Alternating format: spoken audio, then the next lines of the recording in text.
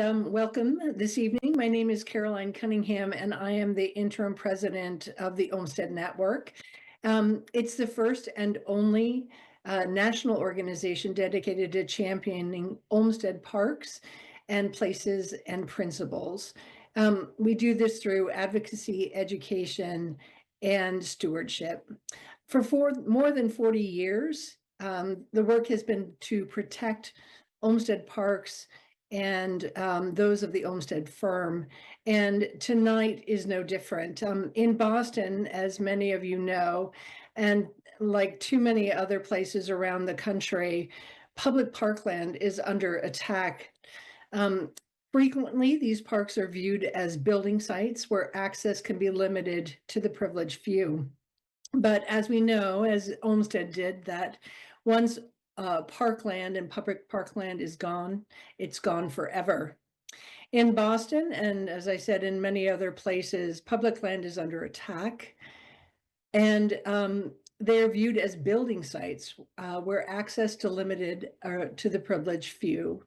In the case of White Stadium, the Olmsted Network has weighed in several times over the past year, asking Boston government officials to consider these parks and Olmsted's historic heritage and prioritize public input and public access. This is not just a local issue, it is a national one. Tonight, you'll hear from our dedicated partners, the boots on the ground in Boston, and we'll hear from them what makes White Stadium and Franklin Park a special part of the community and why the community is pushing back against the proposed redevelopment plans. We'll hear strategies of how they've come together to defend themselves against the additional loss of public lands. We hope this program this evening educates and inspires you, and we hope you'll be able to take some lessons back to your own communities. As you watch, we encourage you to post in the Q&A and chat boxes, and we'll reserve a large portion of tonight's discussion for audience questions. I'm excited to announce that there are over 200 people who have signed up for this webinar, and clearly this is an important issue that everyone wants to learn more about. Our panelists are four passionate parks professionals, and I want to introduce them quickly. Ethan Carr is a historian and a dedicated Olmsted advocate, and he served as the Olmsted Network board chair many years ago when we were the National Association for Olmsted Parks. He recently wrote The Early Boston Years, Volume 8 of the Papers of Frederick Law Olmsted, and a recent book published, Boston's Franklin Park, Olmsted, Recreation, and the Modern City. And we will have a link on our webinar so that you can go and purchase his book and learn more about the history of Franklin Park. He teaches landscape architecture at the University of Massachusetts, Amherst. And our panelists tonight, we have three amazing people. The president of the Emerald Necklace, Karen Monty Broddick. She has led Boston's Olmsted Bicentennial Initiative, Olmsted Now, in 2022. And over the past year, she has dedicated herself both professionally and personally to defending Olmsted's legacy in Franklin Park. She comes to us with a diverse background in parks from New York City and San Francisco Parks departments, and serves on the board of Preservation of the Massachusetts, Preservation Massachusetts, and the City Parks Alliance. We will have a link to the Emerald Necklace website as well for your further reading. We have a passionate community leader. Louis Eliza is a Roxbury resident and the current president of the Garrison Trotter Neighborhood Association. He is a founding member of both the Franklin Park Coalition and the Franklin Park Defenders. Apparently his passion, as he expressed in spending thousands of hours raking leaves and doing maintenance in Franklin Park, but he also is an EPA fellow and Harvard graduate, earning a master's degree in design and city and regional planning. The through line of his career is one of public service, coalition and cross-sector work, and leadership. He has served in multiple local, state, and national international leadership roles, including serving as a U.S. representative to NATO. And Renee Stacy Welch is a dedicated community leader. Stacy is a longtime Jamaica Plain Roxbury resident, and she is a founding member of the Franklin Park Defenders. She's also a member of the Coalition of Region-Wide Services Beyond Franklin Park and the Environmental Justice for Franklin Park. She chairs the Jamaica Plains Neighborhood Council and an elected official. So thank you for that in this world. And also chairs the Housing and Development Committee and is working on her Master's of Business Administration and with a focus on public policy. Before we dive in, Ethan, if you would set the scene for us. The Emerald Necklace is 7 miles long, is it? And 1,000 acres and accounts for half of the city park acreage. What makes Franklin Park in particular such an important place in Olmsted Boston legacy? Thank you, Caroline. I will do my best. The format is I'm going to talk about 5 or 10 minutes about Franklin Park and give people some background in case they don't know what we're talking about yet. And then I'll ask questions of the panelists and they can sort of further introduce themselves and talk about how they're involved. So Franklin Park is the largest park in Boston. It's about 500 acres. It is about 6 miles from downtown, but it's connected by the Emerald Necklace system. So it's sort of the destination of the Emerald Necklace system. And so its significance, first of all, is that it's part of really the largest and most important part of the most important park system that Olmsted completed, Boston's Emerald Necklace. Franklin Park itself is also significant and is usually by historians, and I will say this at risk of offending anyone who's here from Louisville or from Detroit or from Chicago or lots of other places, but usually put in a category of 3 parks, Olmsted's greatest large urban parks: Central Park, Prospect Park, and Franklin Park. And Franklin Park designed in 1885 is the last. And so well, you can read the book if you really want the whole story, but the idea being that a later work in Olmsted's career, it's highly significant. It shows the development in his practice, etc. It's usually put in that category because it is the largest and most successful pastoral landscape that Olmsted designed in his career. I'd also like to address a couple of issues that sometimes come up with Franklin Park. It has great historic integrity. Don't let anyone tell you different. You can read the book, or there's also a film that both the book and the film were produced by the Library of American Landscape History, by the way, here in Amherst. And you can see the film. It's only 15 minutes. The book is a little longer. So I can make these assertions, these broad statements with impunity. But the landscape has great integrity, and it was finished. It was not left unfinished. It was not finished by Olmsted, who retired in 1895, but the opening of the zoo in 1912 officially or effectively did finish it. And it worked great, and it still does. So I just wanted to say that up front. People have funny ideas about Franklin Park sometimes. It's a designated Boston landmark. It's listed in the National Register, and it also has a history of being neglected. And I think our panel will talk about this. But the fact is, when Roxbury, Dorchester, Mattapan, Jamaica Plain to some degree, the neighborhoods around Franklin Park shifted in their composition and became Black and immigrant neighborhoods in the 1950s and 60s, the city of Boston pretty much pulled the plug on Franklin Park. So that history is very unfortunate and is finally, hopefully, being addressed. We were all very excited when the Franklin Park Action Plan was announced. We're all big supporters of this. It's essentially a master plan for the park that was completed a couple of years ago, and a lot of us participated in, and is an excellent sort of framework for future investment in the park. Now, the problem came shortly after the action plan came out, and the redevelopment of White Stadium, which is a 1949 rather modest stadium that was built for the school children of Boston in the Playstead section of the park was proposed for redevelopment as a professional sports and entertainment complex, which is much different from what it is now and would have a much larger footprint and would have all of the activity associated with a professional sports and entertainment complex. And that was announced after the action plan was completed and was not mentioned in the action plan. And the action plan was the result of years of successful community engagement. And so the idea of this redevelopment has been controversial, and you'll hear a lot about that from our panel. The redevelopment is essentially for a professional women's soccer team. It will be operated by a private entity, that would be the team. And also there will be an advocacy letter that you will also see as part of this event. And we are looking for a national audience to sign up with us, basically in opposition to this proposed redevelopment of White Stadium.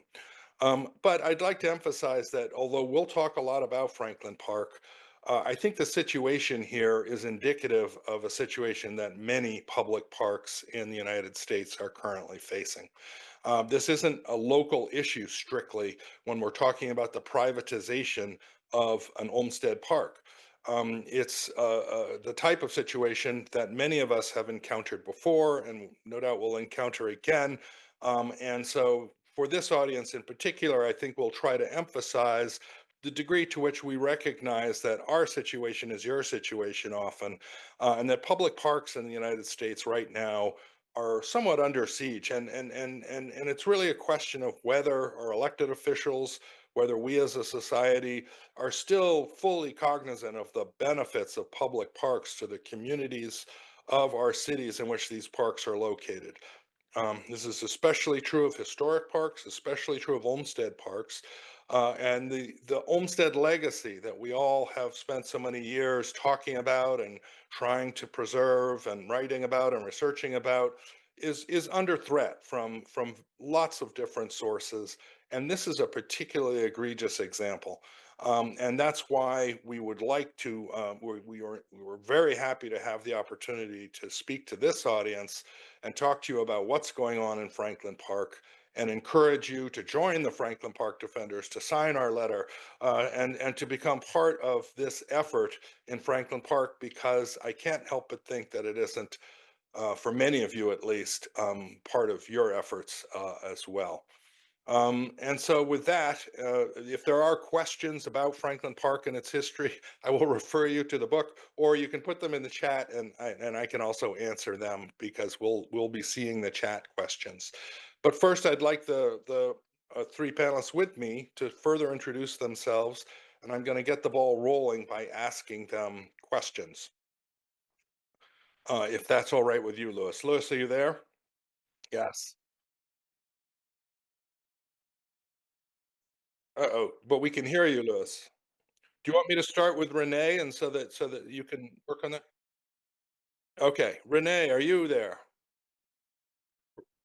Fine, thank you. Renee Stacy Welch, as she was introduced, is an important community organizer and activist.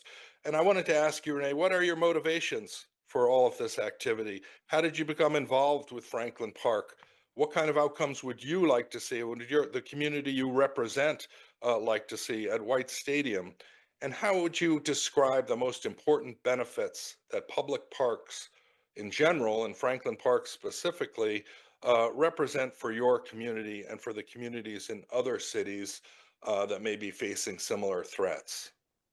Thank you, Ethan. And thank you to the Olmsted Network for giving us this opportunity to speak, because this is such a, it's an, it's a tough time across all parks, all park systems. And I think to begin, the people of Boston and the people who are fighting right now, we owe it to our brothers and sisters, cities and towns, to fight here so that they can have the same type of support or understand how it's done, so that they can fight in their communities, because parks are at risk, right? So first I want to say that I've lived in this community since 1975. I grew up in Franklin Park. I learned how to ride my bike there. I learned how to walk, basically. That was a place where my grandfather taught me how not to litter, how to pick up after myself and others. This is what I learned in Franklin Park, just basic things. And I think for me, that is what the not just showed me to ride a bike or walk, but how to care for my community, how to care for nature, and how to care for my park. So I've been in the community a very long time. It's the reason why I'm in this fight, and I've been in fights that have been important to the community, was I started to see things happening in Franklin Park that was not just, it was wrong. We started seeing things like needles in the park, and we started seeing elements in the park that was dangerous. And what happened was not just myself, but 5 other neighbors saw the changes to Franklin Park, saw some of the most egregious behaviors happening in Franklin Park. And it started out with 5 neighbors that were fighting to be heard, fighting for the community to be heard. And we started a coalition, CORS, which stands for Region-Wide Services, a coalition for region-wide services beyond Franklin Park. We started out with 5 of us. We're up to 400. In between 400 and 500 people have now signed on to be part of the fight to protect our park, protect our green space, protect our air, the wildlife, and the communities that surround Franklin Park. We, as a community, as a group of people, felt that nobody was listening. So we decided that we had to get in the weeds, if you will, right? And start to really make a change by making our voices heard. And it began with just that. And it evolved into from one development being threatened to be built in the park to now the White Stadium, where the community voice wasn't being heard. Now, as a woman of color, a Black woman, I felt that it was my job really to fight for the people who don't feel like they're being heard, are tired because they've been in this fight for much longer than I've been, and they felt or they've seen that their fight has not changed anything, so they give up. I'm also fighting for the seniors who use the park every single day, who they've passed on the baton to us to fight for good. So it started out for me trying to be the loudest person in the room to say, we demand to be heard. We're going to be heard, but we're going to work together to find solutions that are for the community, for the betterment of the community, for the betterment for our kids and our seniors and everyone else who uses the park every single day. I think that issues that really resonate with me when it comes to Franklin Park and other green spaces across our city is the lack of community involvement, the lack of talking to community people who use the park every single day, which think about that, the people who use it, the people who steward it, the people who clean it up, the people who spend time, the people who go and listen to the trees every single day. We have to make sure that we're fighting for those people. We're part of that. And I may have lost my train of thought there, but the goal is to understand that these things that are, and let me reset because I'm very passionate about this. And sometimes, many of my other activists here can tell you, I tend to cry when it comes to my park a little bit, and I'm trying not to be emotional, but there's so much so much is at stake, and no one understands that it's not just, oh, they're cutting down one tree. No, they're cutting down the life of the park, one tree at a time. And it's important to me to if people don't know, to share that information with them, to bring them into the fold, to teach them that one tree means 80 years of poor air quality. 80 years of poor air quality if we don't do better than what we're doing now. Renee. Thank you. Louis, are you back? So, Okay. Louis and I have gotten to know each other over the last couple of years, but I'm still going to ask you a question, Louis, which is, can you describe how and how long you've been involved in advocacy for the environment generally and public parks in particular, and public parks in Boston in particular. How do you see the importance of public parks to cities like Boston? And from your experience here, what threats would you identify that may apply elsewhere? Well, Ethan, thank you so much. But, I'm very much aware that we don't have this much time. I've been a park advocate and a part of parks since the age of 7. When I went to public schools in Brooklyn, I grew up in Brooklyn, New York, and I had to pass by Tompkins Park, which was an Olmsted creation. And by the time I was 11 years old and joined the Boy Scouts, I was riding my bike to Prospect Park. And so I spent so much of my time in the Olmsted Parks, so much of my young life and then my older life, because as I got older, I lived on the Olmsted Estate in Long Island, and then I lived next to Central Park for a couple of summers. And every place I went, there was an Olmsted Park, except the time I spent in Europe. And so to a large extent, I've been dedicated to the idea of the environment, and then Olmsted has been I guess the foundation of that understanding of what the environment is, because the Olmsted Parks have made a big difference for a kid who grew up in the city. And so to a large extent, all my life, I've been engaged and involved. And when I came to Boston, I moved 2 blocks from where I live now. And the first thing my daughter said, "Wow, Dad, look, there's a park nearby." And we went there. And then 2 years later, I'm living literally across the street from Franklin Park, and I guess the zoo extension of the bear cages. But for the last 50 years now, the Olmsted Park has been my neighbor and has been my friend. And because it was not being treated very well, I was a part of a group of 11 people who 47 years ago created the Franklin Park Coalition. The coalition was dedicated and committed to getting this park back to where it should be. 2 reasons. One, because it was our community park. It was, even though it served a broader base, it's 500 acres, and it takes up maybe 6 or 7 different communities. But it was our community that utilized it so much, because living in a city, we need somewhere to go. We need someplace, because I live on a major street. My daughters needed someplace to do roller skating, to learn to ride their bicycles, to understand very nature and then greenery, and begin to understand there's something other than the urban built environment. So it worked so well for me, and I knew it was going to work so well for them. There's a pond, there's a lake there, a small one, but it's it had a zoo. It was a place to take your children, but also where you could go and let them run. So, 30, 40 years ago, my daughters was learning to play soccer and getting used to living in, another place other than Brooklyn and Long Island.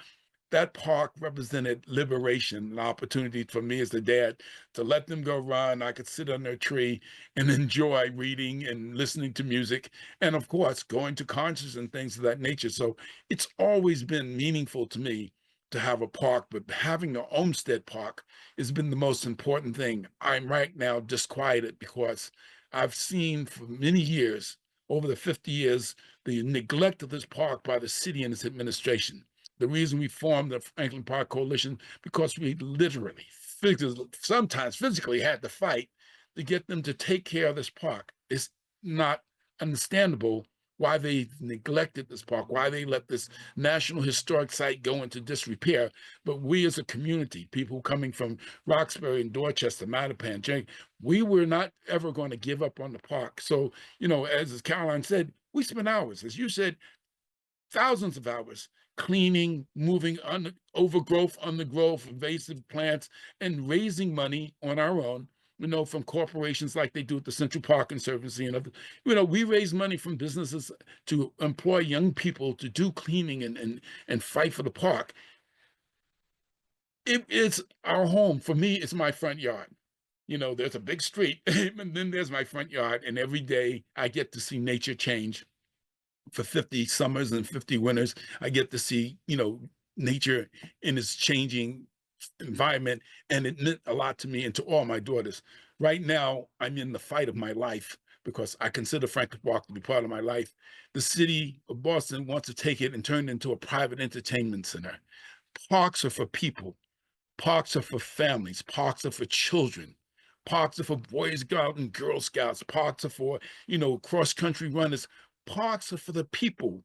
If you privatize a park, you've taken away the heart of the city. You've taken away the soul of what people have when they no longer want to be on the train or the subway or the bus and, clam together in office space. Parks are where you go to relax and enjoy life and humanity. We are, in a sense, Renee and myself and others, and you now and Karen, we are making a effort. It's almost a pilgrimage to the source of power in our cities to say, don't take away this life source for the residents of these communities. Don't privatize what should be public, because Olmsted did this purposely so that there would be a break. There would be opportunities for people tired of the urban jungle to come to the very green and, relaxing, calm environment of a park. So we're now trying to get the city to understand we don't want this park to be privatized. We want the stadium that they were talking about be utilized for our children. But what we mostly want is the park to remain open and accessible so that generations like my 4 daughters who lived in Europe and lived in all parts of this country now, who've traveled to different places, know that there's opportunity because there's always an open space, green space that they can go to find peace and tranquility. Thank you so much, Louis. That was really moving. Karen, I would like to introduce you as well now. Now, the Emerald Necklace Conservancy is an organization that you head and that is involved with the whole Emerald Necklace. I think Franklin Park has been taking up a fair amount of your time out of the Emerald Necklace parks that you look after. With the Franklin Park Defenders, there's a lawsuit that you guys have started against the city, specifically about the White Stadium project that Louis was just alluding to. Can you walk us through some of the most important issues that you feel are at stake, which were necessitated for you guys to initiate a lawsuit? And beyond the local, how are these issues relevant nationally, as park advocates struggle to protect their historic parks and cities in the United States? Thank you. Thank you so much for having me. I'm president of a nonprofit in Boston called the Emerald Necklace Conservancy, and I have the great privilege of working with Bostonians and Brooklynians and others to support this amazing Olmsted system. And Franklin Park should be a big part of our focus. It's over half of it's approximately half of the Emerald Necklace. It's a massive, very important park. But it also is in the middle of a fight for public land that I think a lot of cities struggle with these days, especially with the increased cost of property value, the increased pressure on land and development, and a desire for cities to bring more business and more things to their economy. And that all makes sense, but when it's happening on public park land, it's particularly challenging. The Emerald Necklace Conservancy, for actually several years, we've been working quite extensively with community members like Renee and like Louis, to help support and protect the lands around Franklin Park, considered to be the Shattuck Hospital site today. And that has been something we've been advocating for alternatives to try and restore parkland for a long time. In the last in the last 2 years, all of a sudden, again, a surprise to many of us, the city proposed this project that essentially was presented to the community as a completed idea. Already sort of decided that a women's soccer team would be coming to this facility and be expanding on the existing footprint of the stadium into the larger green space, twice as big, having, essentially changing the nature of how the park works, with professional sports events on the weekends, 20 weekends a summer. And it became clear when I was hearing from community members and others, this is not at all in line with what people had expected. And the people really hadn't had an opportunity to be involved in real decision making. And it was very strange because in Massachusetts, and I'm sure around the country, and other cities I've worked in, there are laws that were put in place after the terrible things that happened in the 1950s and 60s and 70s around the country, when highways and other things found their way to our park spaces. Highway in Emerald Necklace Conservancy is the same. Before the founding of the Emerald Necklace Conservancy, there were sections of the park that was turned into parking lots. Highways were put over sections of the park. Portions of the park became a hospital, and laws are put in place we call it Article 97, and we stitch it on pillows and tuck ourselves in at night around it. It is so important. It is in the Massachusetts Constitution that if you want to change public recreation space, you have to do reports, you have to look at alternatives, and you have to get a 2/3 vote of the legislature. So the world has realized that this is a tendency that we can have in our cities to try and take what could be seen as land that needs improvement. Why does it need improvement? Because a lot of times cities neglect their parks. In this case, I think over decades, Boston has more than neglected Franklin Park. I think Franklin Park is, truly been deprived of investment. But because, public parks always need something more, right? Because we always know they need more than, usually cities can give them. They become very attractive for these kinds of things. So cities have put these regulations in place, but this project the proposers determined, in their opinion, that it is not public park land. They decided because the school department had been maintaining it for a period of time, it doesn't get those protections. That has not been our interpretation of the law. And we were founded 25 years ago. We're actually pretty young as far as conservancies go. We were founded 25 years ago. And one of the first things we were founded to do was to restore what was a parking lot that was put over a portion of the park. So we were founded through a battle against privatization and the removal of public parkland. And I think there's many conservancies around the country that probably have a very similar origin story. And so we really take these protections seriously. And we have never sued anyone before. This is not something we like spending our time doing. I would much rather be investing in the trees, and we've spent hundreds of thousands of dollars in tree care in Franklin Park, and I plan to again next year. Very excited.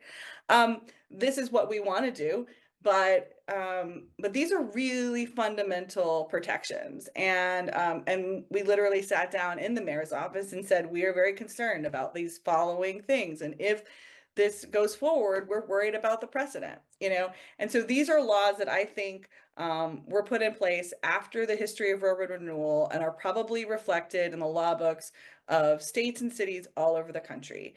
And these protections are really sacred to us. We know that highways and those sorts of things happened all over the country until a law had to be passed that federal highway money couldn't be used in parkland. They had to literally write a law. So again, we have these laws.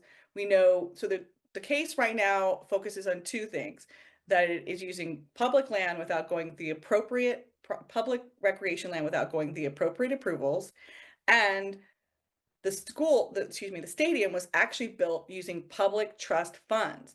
And so, sometimes really generous, amazing people donate their estate to the city and say, use it only for the public and use it only for good public purposes. And that's what happened. This gentleman named George Robert White did that. And he wrote that you can't combine those monies with other things. You can't, because he knew people sometimes do things that weren't exactly in his vision. And he wanted it to be for the school kids, for the betterment, for the beauty of Boston. So we have two things that we believe are not being appropriately done in this case. And we believe that those things are fundamentally a problem.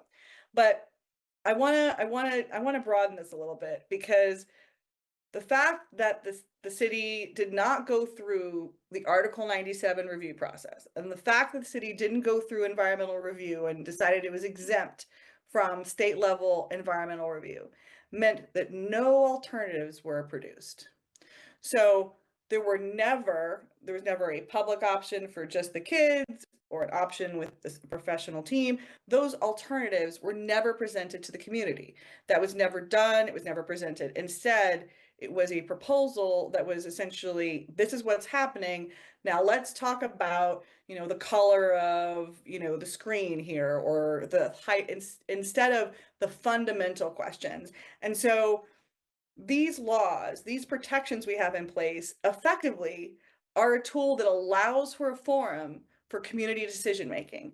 And because they were skipped, there has not been that forum for fundamental community decision making. A lot of the proponents of this project will say there have been hundreds of community meetings, and there have been a lot of community meetings about some of the fine detail of the color of the bench and those aspects. But that has not been satisfactory to the 18 groups that have signed on, the 300 or more defenders that are all talking about the fact that this is not how public land should be treated. This is not how public parkland should be treated. And there are these protections in place for a reason. And we can't just go through them. You know, it may be because a professional investor group has a time frame in order to ensure their license or those sorts of capital requirements, but that is not how we should make decisions about public land. And then we have to remember that we are working within an environmental justice context. Franklin Park is surrounded by some of the least affluent neighborhoods in Boston, but also those that have some of the highest asthma rates. And the Massachusetts Constitution actually provides additional protections and additional public outreach requirements for neighborhoods like this one. It has been a real surprise that this project has proceeded in this way for many of us, but we also learned a lot in the last several years during the pandemic and during the Black Lives Matter movement. We learned that not everyone is welcome in parks in the same way. Not everyone is given decision making in their parks in the same way, and it is incumbent upon us to do what we can with our means to connect communities, neighbors, and those that are making decisions. And right now, there's been a big disconnect. So we are using the tools of the legal system to try and knit these things back together. And, you know, at this point, the city is proceeding with the project at risk, as they were told by the judge, as these major legal questions continue. And we will be in court in March 18th.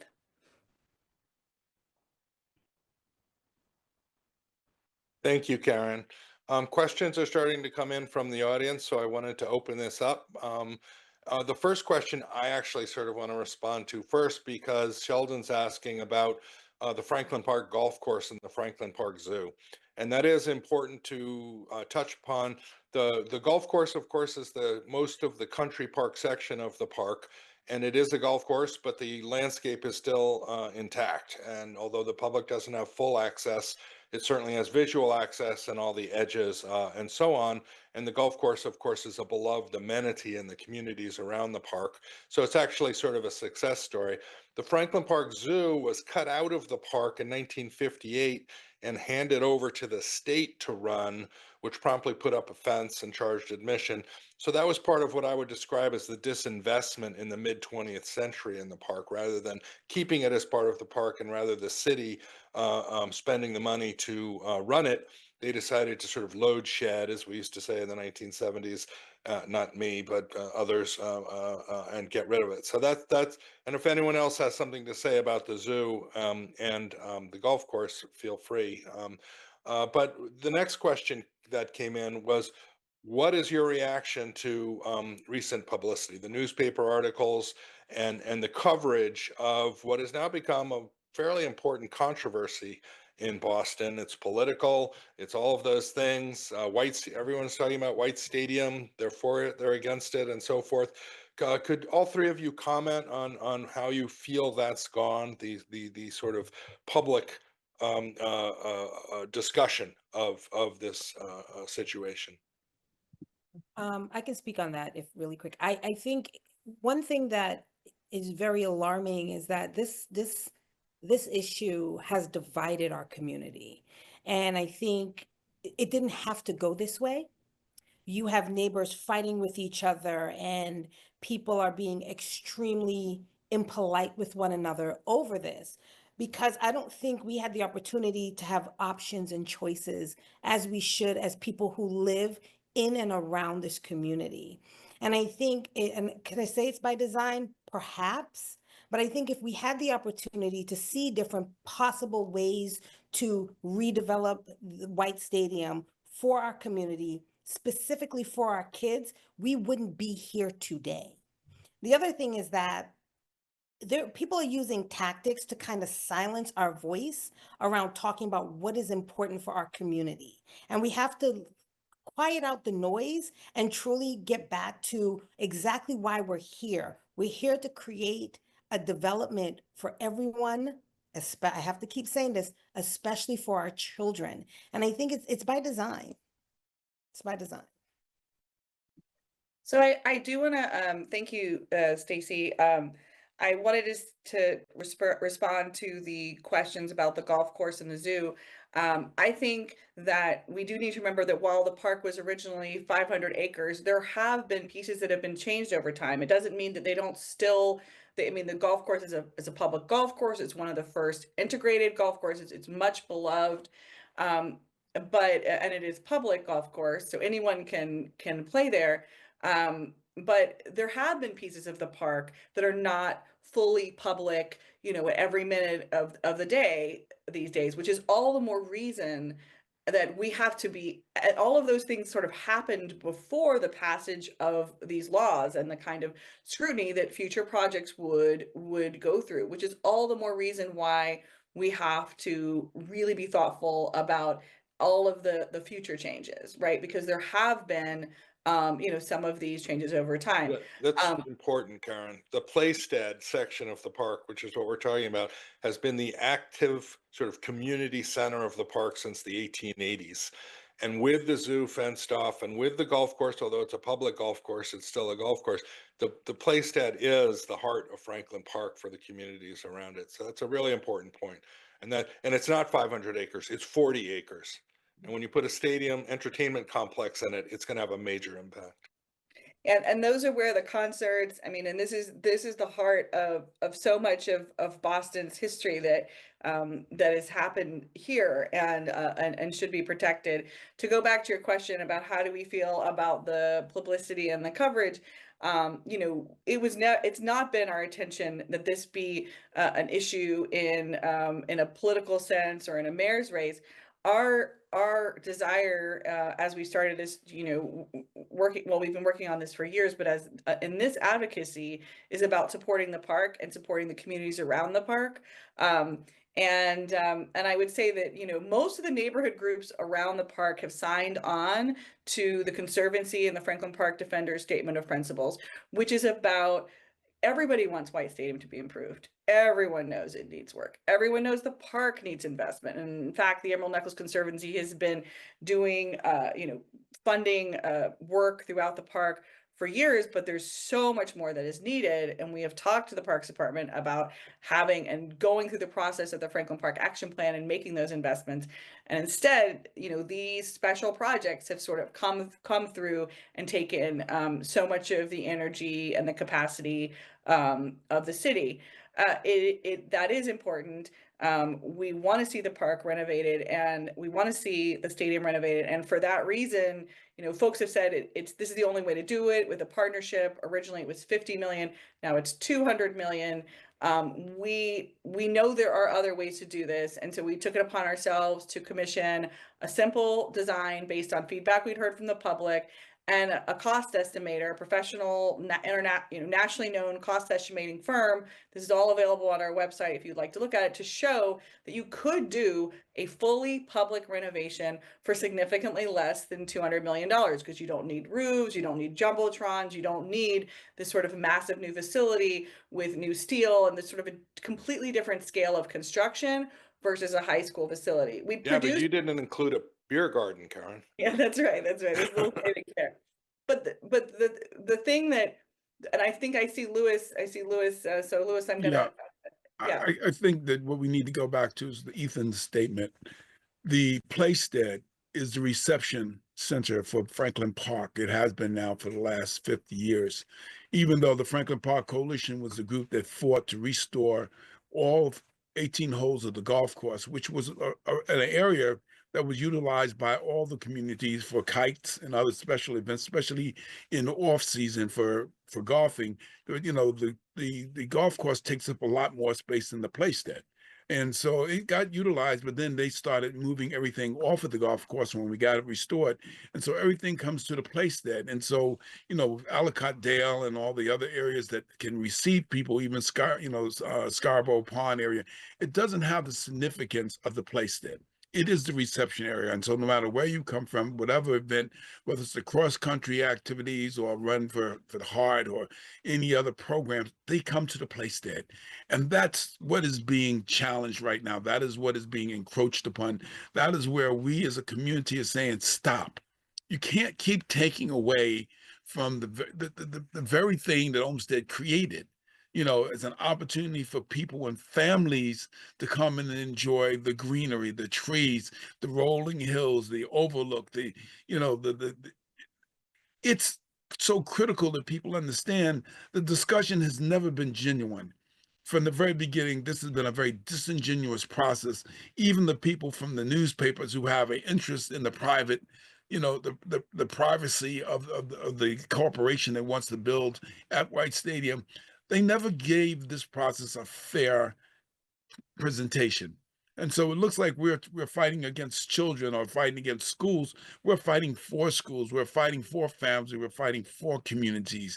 This stadium, for privatization, this stadium takes away from the whole concept that Olmsted had put together, that families would come here and they would be here and they would enjoy what nature and God has to offer them. And so we have members of our coalition who are 93 years old. She was in tears at the last meeting because she was crying about 148 trees that are being murdered, that are being taken down, trees that she grew up with in this park. And I feel her pain because as someone who loves trees, who loves agronomy, who loves public space, when you see what they're doing to this for whatever purpose, it's not for families, it's not for communities, it's not for what public parks were established for. Thank you, Louis. We have another question. Candace would like to know about the status of the Franklin Park Action Plan because she saw a presentation at the Graduate School of Design at Harvard where Gary Hildebrand was talking about it, and Reed Hildebrand was the lead firm on the action plan. As I said before, we all participated on the action plan, and I think we're all supporters of the action plan. It was resulted from years of genuine community engagement. The action plan says nothing about a professional sports and entertainment complex in the Playstead, however. So the action plan was finished and it was approved, and it's a great document in my opinion. Of course, I worked on it, but I think that's an opinion that's shared by a lot of people. But it does not envision or provide a pretext for the approval of a professional sports stadium in the Playstead. So I thought I would throw out that answer if anyone wants to talk about the action plan on the panel. Well, can I just say that, Please. you know, Hildebrand and I have some things in common. I came here from New York and Long Island in 1972 to GSD when we opened it, you know, in Gun Hall, and when we moved from, you know, Robinson Hall on campus, and we opened the program.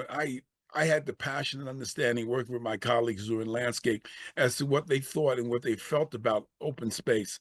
The benefit, though, has been that over the past 47 years that I've, you know, from the time we started the Franklin Park Coalition, we've fought for this park.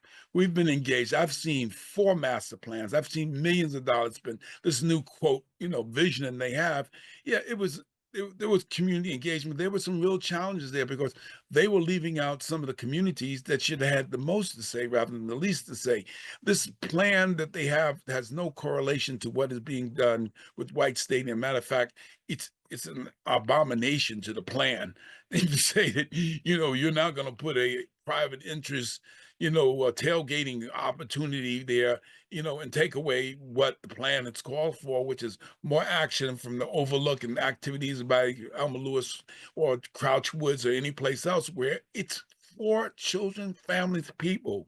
And the plan is available online, so people can come to their own conclusion. All Some people 700 have pages. stated that they feel this redevelopment is consistent with the plan, but it's not. I mean, you can't, the plan is actually quite good, and it's just, this is not consistent with it.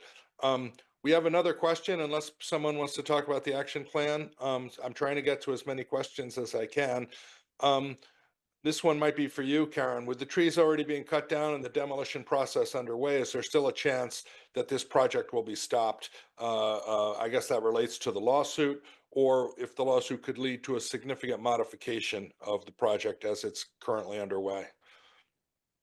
The lawsuit hinges on the land. So it's sad to say, but it is true. The killing of the trees or the demolition of sections of the stadium do not impact the legal grounds or standing of the lawsuit. So the judge told the group that they would be moving forward at risk. It doesn't change. It doesn't change that. And these are really fundamental land laws, and there are situations, and there have been, when folks have demolished things and had to rebuild them, or even built things and had to take them down. The land laws don't, they aren't changed by facts on the ground, as I understand it. So these questions remain. I'm not sure if I'm fully answering the question, Ethan. Well, I think if does the lawsuit, can it stop the project, I guess, or can it also lead to a modification of the project? Both. It can stop the loss. It can stop construction, and it can lead to serious modification, because now the developers have gone past the story that they told the judge in the beginning, that they were staying within the footprint of White Stadium. Now they're in public park land. They're in violation of the laws that Karen brought up, which is the Lands Protecting the Use of Public Park in Chapter 97 in Commonwealth of Massachusetts laws. And they're now taking away access to the communities. So it depends on the judge how they see this process. But yeah, it could stop it, and it could cause a restitution and things of that nature, because it is a bad plan. And so the other parts of it, well, can we get something done for children? Yes, that can be done also. But clearly, there's a way for it. Hopefully the judges, and hopefully some of the state officials that neglected to do their job, will look at this and say, we need to look at the environmental notification process. We need to see how this affects DCR and the other agencies of the Commonwealth, and then what's going on here in terms of the communities and how they're affected. Absolutely. The lawsuit will, we believe, will prevail and show that these laws are being broken and the project is not appropriate. Someone's going to have to plant a lot of trees as remediation. Yes, yeah. I mean, it is incredibly hard to estimate the amount of mitigation that we needed to take to replace that level of tree loss. I had a question, and we're starting to run out of time, so I'm going to ask the whole panel this question. When does a really valuable public-private partnership, which we know can be valuable and happens in parks all over the country and has been integral to park management for the last 30 or 40 years, when does a public-private partnership stop being a good thing and start becoming privatization, where you're selling off a public asset for a corporate to a corporate interest? Is there a moment at which you can make that distinction? Are all private public partnerships bad, or is there a spectrum, and where are we on the spectrum? Well, Central Park would be a good example, because there are private public partnerships throughout Central Park, and we have the greenery, and we have the lake, and we have events that go on there. It doesn't have to be. It's when the interest of the private sector overruns the interest, and in a sense evacuates the concerns of the public. I think private public partnerships have worked and can work, but this is not one. Yeah. When it doesn't work, we call it privatization. Yeah, I totally agree with Louis. This is a for-profit entity in a park. I'd like to point out that is not something we have anywhere else in the Emerald Necklace. We have the zoo's a nonprofit. This is a for-profit enterprise. This is a lease of 10 years. Often that bar is 2 years or more is considered a disposition of land, and therefore that's the bar. But also, the idea of a public-private partnership is the public is supposed to benefit overall from the gift from the private. It is meant to be philanthropy, but in a way that blends public and private opportunities. This is not that. This is an extraction, it is a lease, it is a financial agreement. And you know what we've already started to see is that now the costs to the public side have also just vastly increased. So not only does it not follow the processes of the laws that are there to protect parks, it also is financially extractive. We have another question that I'm going to quickly answer because we're running out of time. But the action plan, if it doesn't support the privatization of the stadium, why do you think the authors of the action plan still endorse this project? And I will say that not all the authors of the action plan endorse this project, but the lead firm, Reed Hildebrand, probably does. And we have to acknowledge that there are professional relationships in play, that when a professional consultant is hired by the city, they're, say no more. So the project has split the community at times, Ethan, and there have been disagreements, and some people are involved in ways that make it impossible for them to express opinions they may have. Ethan, let me just add that this is one of the few projects I've seen in 50 some years serving at least 4 governors and at least a president here and abroad, where I've seen professionals abdicate their authority and their rights to do their professional job. We've had the Boston Parks and Recreation Department. We've had the Boston Design and Review Commission. We've had the Boston Landmarks. We've had people who are professionals in their fields abdicate their responsibility and vote for a plan that was not physically in front of them. Vote for $50 million plan that 2 weeks after they had voted and had already agreed the plan should move forward, went from 50 million to 100 million. I don't know why people go along with ideas that are not in the best interest, but I've never seen professionals give up their integrity, their morality in their profession, for a situation of this nature. I want to end there. Yeah, that's an important point. I'm glad you said it, Louis. And we are in a very tough spot, and I don't know if other people have this experience, but we're almost out of time, I think. Caroline, do I need to turn it over to you at this point? No, yes, thank you so much, Ethan. And I listened in fascination, not only of what's happening at Franklin Park, but the impact and the ramifications of what will happen to other parks. This, clear land grab. And it's hard to imagine that it can be called a public-private partnership, because it truly is not. That is not what a true and meaningful partnership means when you work with a park such as Franklin Park or any across the country.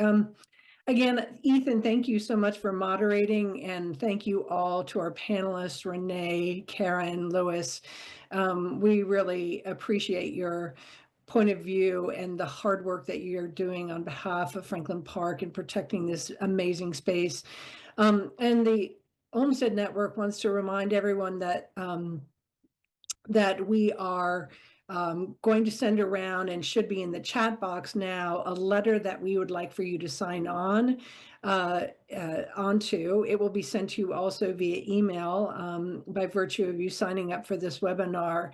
The goal is to get as many signatures as possible by Monday, and it will be sent to the City Council of Boston, asking them to stop this project from going forward without meaningful dialogue. What I heard was really important, that these amazing spaces that Olmsted created were about providing respite for communities, for creating places of beauty that would be generational in nature. And, it was wonderful, Renee and Louis, to hear your family stories of being a child and growing up and learning values. And Louis, you passing the passion that you have onto your children. That was exactly what Olmsted was about. And that's why the Olmsted Network is working so hard to educate and defend these places and to preserve these places for the next generation. With that, I wanted to remind you about another webinar. It's going to be happening on the 18th of March, which I think that the topic is topical. It is, where is it? The exact name is whatever happened to Parks for All People. Clearly that's what's happening at Franklin Park, but we'll look at it on a national scale with some great panelists as well. And we also invite you to join us in Atlanta, April 4th through April 6th. We'll visit more Olmsted landscapes so that people can really experience these places firsthand, learn more about them by people who are the leaders in communities defending and preserving these beautiful spaces for everyone. And with that in mind, I thank you again, and I hope that you would go to olmsted.org, get more involved. Please track our advocacy efforts from around the country and become a partner of our organization. So thank you, and thank you all. Thank you, Caroline. Thank you all.